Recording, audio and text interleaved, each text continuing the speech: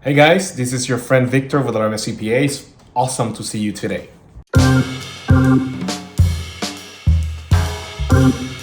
So today guys, we're gonna be talking about how to make passive income with crypto.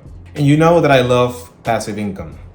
And it's not because I'm lazy, it's just because it's a great way for you to make additional money if you have already a business or already have a job. So let's say that you already have a business, you have a business and you're taking care of your clients, you're taking care of your customers, you have income, you have expenses, and then whatever is left, you actually can either reinvest in your business or actually put the money to work passively. And once you do that, then you have recurring income in the way of interest income or in the way of dividend income, right? Or it could also be rent if you're doing real estate. But in today's case, we're talking about crypto.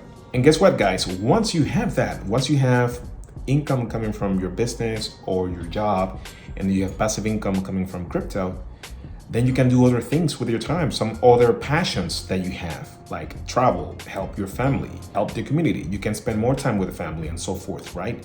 You can have outdoor activities and so forth. But before we dive into how to make actually passive income with crypto, do me a quick favor, guys. This is just gonna take 1 second.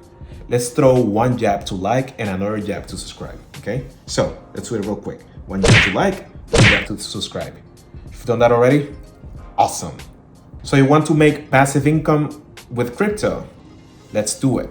3, 2, 1. Let's do it.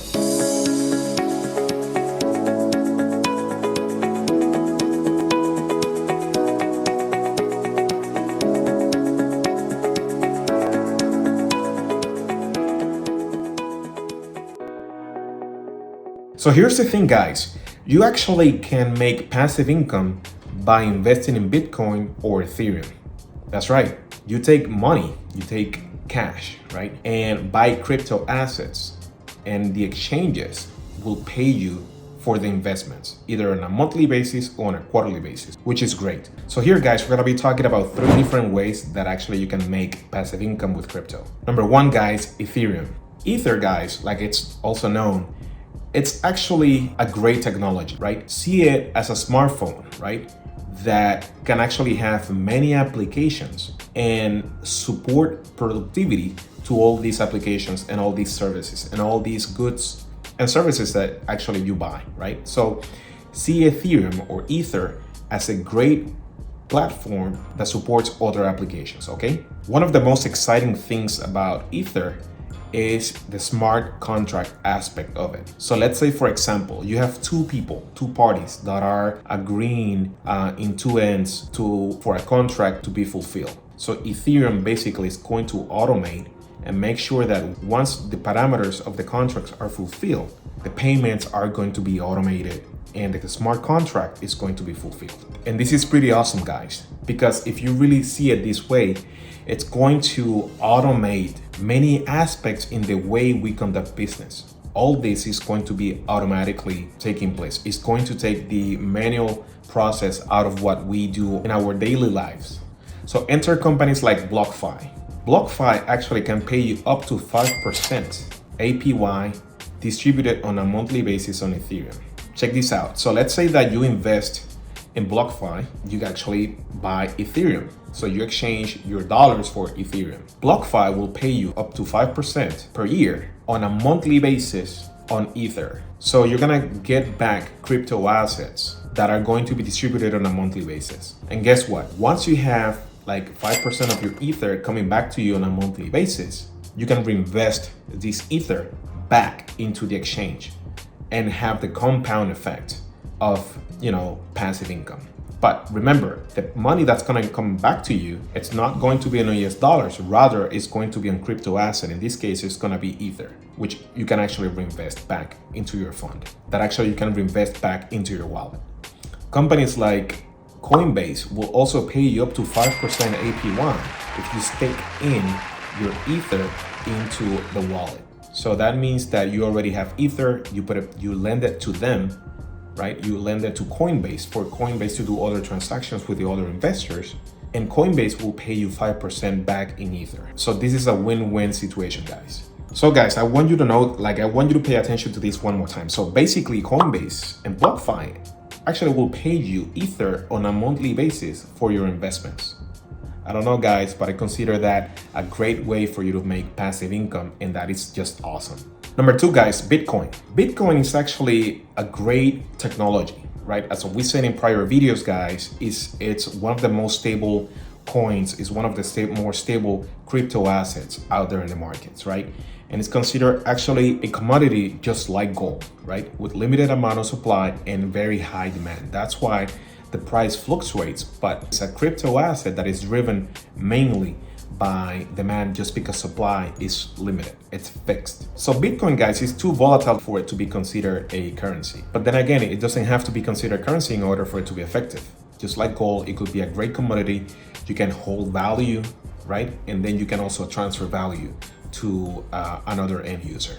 And as I said before, guys, it's a globally recognized commodity-like asset. So Bitcoin, guys, since it's the greatest crypto asset, it tends to pay the least amount of interest, right? But that's okay. Companies like BlockFi actually will pay you up to 4% in interest for your investments in Bitcoin. Companies like Gemini will pay you roughly 2%. So there you go, guys. I mean, you know, you can make 2% in Gemini, you can make 4% in BlockFi. And the way you want to see these, guys, is that it's not like you want to kill it with necessarily you want to kill it with your crypto investments, in this case, passive income. Remember, passive income typically pays, you know, anywhere between 2, 3, 4%.